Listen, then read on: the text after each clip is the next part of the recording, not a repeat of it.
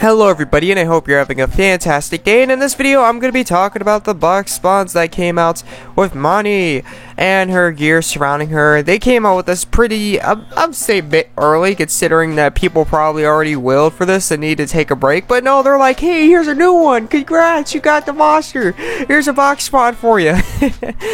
God dang it, A-Team. But anyways, moving on from there, let's talk about the monster first, then we're going to talk about the gear, then the box spawn. Ability power of 200, damages all enemies 3 times with a success value of 100. It's going to be physical water damage on top of it. This right here is not going to be game breaking damage. It's not top tier. It's not going to be all the way up there, but this type of damage will leave a mark, a couple of scratches, and it will hurt a bit. So this does damage, and it does damage that's going to hurt a little, but it's not going to be anything like super duper significant or something like completely crazy. So that's pretty much that. And then the rest of this monster's abilities, pretty much I'm going to be trying to talk about this monster first. In the abilities, this monster is more of a defensive type survivability monster. This monster helps you survive past the point where you usually would, where your defense is alone, because she does stuff like she heals to first start off, and then she casts a 40% damage reflect barrier on all allies, and then she also casts a 60-second counter heal. Pretty much recovers 25k HP each time damage is received, or should be received. Each time you get attacked, right, you're gonna have this counter heal. Instead of, I wouldn't say damage is received, I would say more if you're gonna get attacked, you're going to get this 25k HP back. So that's pretty much how it's gonna work out. And then on top of it, it recovers 25 costs for all allies. It increases the Unison gauge gains of all allies by 2 for 60 seconds to really help Unison go in rotation. And that cost, again, is going to help more on the survivability skill, because you'll be able to attack more. And then, because you're able to attack more, use moves more. Let me rephrase myself. Use moves more. You might be having a cleric that's running out of cost, can use cost, or you might be that close to killing the enemy and stuff like that. That's going to help out. And then this cast hero as well. This is a hero caster.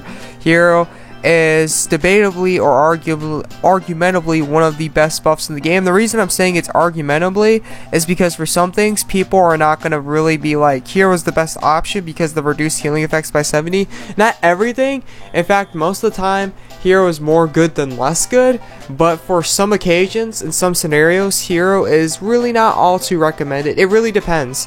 But there's not a lot that where you wouldn't recommend hero. So yeah, that covers hero. And then water elements down here as well. Most of the time, that's going to be replaced by stuff like Liatsu's field buff, the star field buff, the time field buff, or especially this one, Ariel's field buff.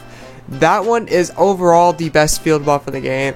And I wouldn't say a lot of people have Ariel, but when you're doing a lot of late quests, you might see a decent amount of people that are going to have Ariel. So let it be, allow your water element to get replaced, and just don't worry about it, because this water element buff is helpful, but Ariel's is even better because it increases all stats by 40%, max HP by 40%, and gives 4 elemental buff stat for all elements. This one right here only gives 40% magic attack. It only gives 40% magic attack, 40% magic defense, and increases like the water element by, I think it's like 1 or 2 or something like that. And then like Great Unison Spirit's ability power gets increased by like, I think 80, 60, something like that. But that's pretty much how the water element field buff is going to work. And honestly, Ariel's is a ton better, a crap ton better. So this is something, and it will help, but honestly, you might get replaced by Ariel a lot, especially if you have her yourself. That water element buff is not going to be all too needed. But yeah, that's pretty much covered this monster. This monster is definitely orientated a lot more around player versus enemy. When you're dealing with those nasty bosses that really can do lots of damage potentially and everything surrounding it, or you just need something to help increase the rate of survivability and how long you're going to survive, this monster definitely does the trick. This is more of the defensive type monster, not really an offensive type monster. It does have hero, but there's a lot of monsters out there that have hero and can honestly do better. But this does have hero and increased use to gauge gains, so I guess that's a plus, and it's got cost. So it might help rotate unisons even quicker. So honestly, just throwing this out in the first place, the player versus enemy, might be good in the first place. Even if the defensive buffs that it's going to give is not needed right away, it could still really help with Unison. And then because you're in a rotation of use to gauge gains and you're getting Unison quickly, everybody can Unison. You can really get the buffs you need instead of like the buffs you might need. So that's pretty much covering that monster. A very, very nice monster for player versus enemy. Player versus player has hero, it gives cost, and it's a 37 cost monster. It gives use to gauge gates as well if that's going to be needed, if at all. Sometimes it is, sometimes it isn't. It's really debatable, but it's not really going to be great around player versus player. It's way more of a player versus enemy type monster. Okay, so now that we're done talking about the monster, let's talk about the weapons. Okay, so with the weapons, they're going to have Seal Ofs, just like the Exorcist, how they threw these in the box spawn. These also are going to have Seal Ofs. Seal Ofs are one of the best recommended, not the best I wouldn't say, but one of the most recommended choices to actually have skill wise. This is because with Seal Ofs do what a regular Testament does. After that they also recover 5 costs for each time they proc, so you're getting 5 costs back, and that's pretty dang helpful. And on top of it, they have pretty dang high proc rate. So they do what a regular Testament XL would do. Regular being non-fatal. Fatal does not count. All the other Testaments count. Physical, magical, assaults, physical I think it is again. Just whatever those Testaments are. And it recovers 5 costs. And it has high proc rate. The reason I'm saying it's highly recommended is because of its proc rate and its consistency to proc. Meaning you're getting a lot more of ability power buffs than you would be, let's say. You might have a skill, right, that might give like double the ability power buff, right? Or I wouldn't say double, but at least like 50% more. So it would give like, let's say if this gave 10, the other one might get 15. But if it procs inconsistently compared to this one, like you could throw a couple of these on, this might actually do more damage, because I wouldn't say it's going to do more damage like when you proc it compared to the other one, but how consistent it is, you're getting a lot more ability power buffs than you are that one, and just adding them up, it's going to be more DPS. So that's why I'm saying this was a lot recommended, because it may not be as strong, like if you were to 1v1 some of the other skills out there, and they procced, it might not be as strong, but the proc rate with this one is going to be consistent. So you're getting you're getting ability power buffs, I wouldn't say back and forth, but you're getting them a lot more than you would be the other stuff, and because of that your DPS might be higher sticking with these, and on top of it you're getting 5 costs back. So who wouldn't love 5 costs back after using it? Anyways, moving on from there, we got the Downpour Ninja Suit. The Downpour Ninja Suit's gonna have like magic damage down. I believe it's gonna have physical damage down as well. They don't want to show the other one because I think they're too lazy. But anyways, these damage downs, they're not all too recommended as skills. They already have damage down double XLs, and those right there are the best choice and the most recommended. Reason I'm saying this is because physical and magical damage counts the same proc. Now you can stack as many of these as you want. You can't put on as many of these as you want, but only when you're playing.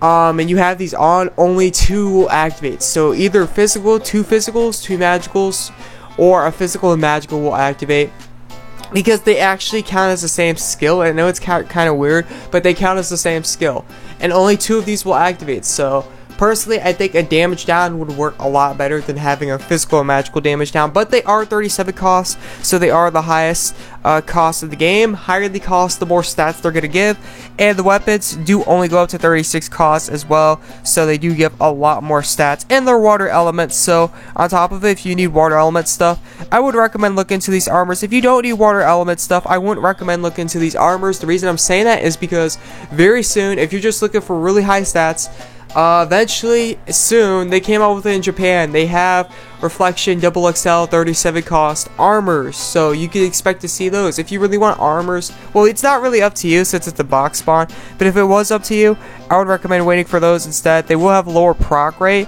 and they are debatable whether they're good or not anymore, because everybody's rocking reflection reduction, but still, people, you'll see now and then will get damaged heavily by reduction, and they don't rock that stuff at all, which is kind of sad. Instead, they rock stuff like Stellar God gear. It really depends, because reflection reduction isn't going to be used by everybody. It's going to be used by a lot of people, but not everybody. So that's pretty much what I got to say about that. And then we got the box spawn right here. With the box spawn, it's going to be 3 gems to spawn each and every time, and then on top of it, they only have 700 left.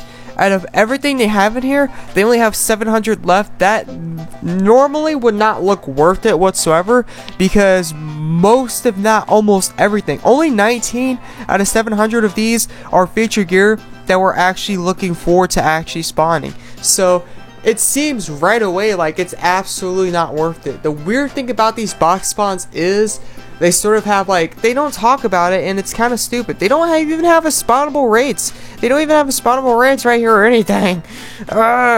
Anyways, now with the box spawn is going to have boosted rates. I'm not exactly sure how much they're going to be by, but I have been doing box spawns for a while. There have been a handful of people, but not like everybody in the game. More than actually most actually walk away empty-handed, but there have been a decently big amount of people who within their first 50 gems or whatever have obtained 1 piece of feature gear.